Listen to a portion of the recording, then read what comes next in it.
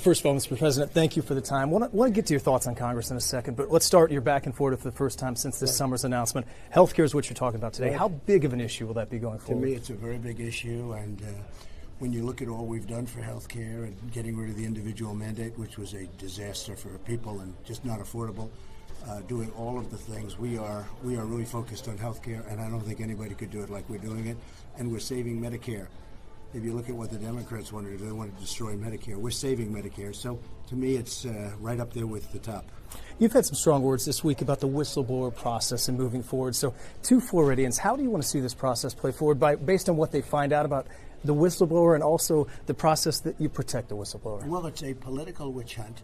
The whistleblower got me totally wrong because the whistleblower never saw what I said to the Ukrainian president, which was literally a perfect, beautiful, nice conversation. He also said, by the way, there was no pressure put on him whatsoever, et cetera, et cetera. He said that the United Nations.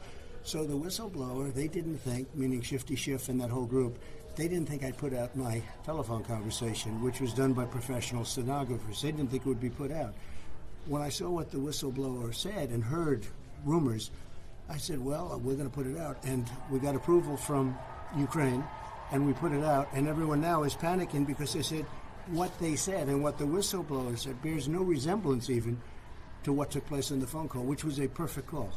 When you look forward, I mean, certainly it's a situation where you were an outsider coming in. Your expectations of the White House basis what you've seen. How different are they? Well, I knew it would be a little bit tough, and I just never thought I'd see the kind of cheating and lying that you see. I never thought the press would be as bad as they were. I've dealt with the press. I used to get good press when I was private. Probably it's one of the reasons I'm here, right? I got good press. But I had no idea the press would be as dishonest, as fake. You know, we call it fake. Not you, of course. But it's really fake news. It's unbelievable. You'll have a story of big success. Like in California, they sued to get me off the ballot. I won the suit. It was a huge story. I won the suit. Nobody even covers it. So I never thought I'd see that. But overall, I have to say I'm happy. And the reason I'm happy, no administration has ever done so much for people in its first 2.5 years. And we're here for now even more than 2.5 years.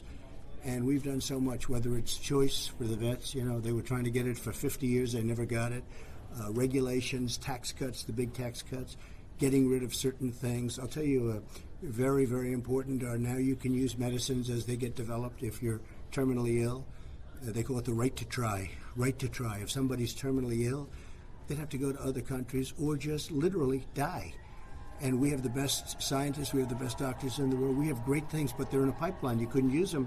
And we have now the right to try. So somebody can sign a piece of paper and they have the right to use that medicine. And you wouldn't believe how successful it's been.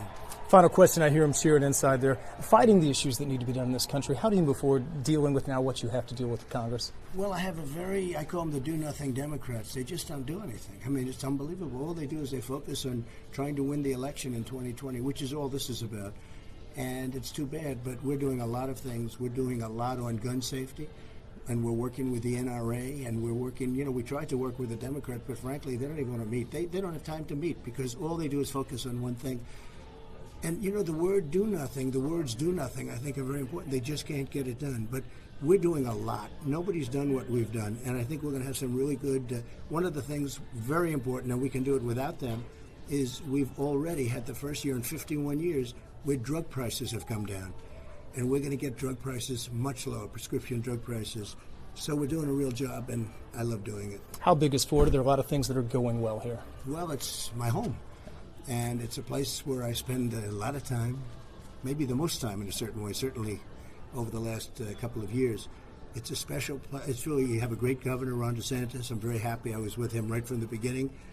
And he's doing a fantastic job. And together we're working on doing a fantastic job. And he's going to have some big news very soon on prescription drug prices because we're going to be buying from certain people in certain areas of the world at the same product exactly for a much lower price. So a lot of great things are happening. I love Florida. Florida is very good to me. I won it fairly easily. And I think now after what we've accomplished, we're going to run it right through. We're going to win it even by a bigger number. Mr. President, thanks for your time. Thank you. Very nice. Thank you.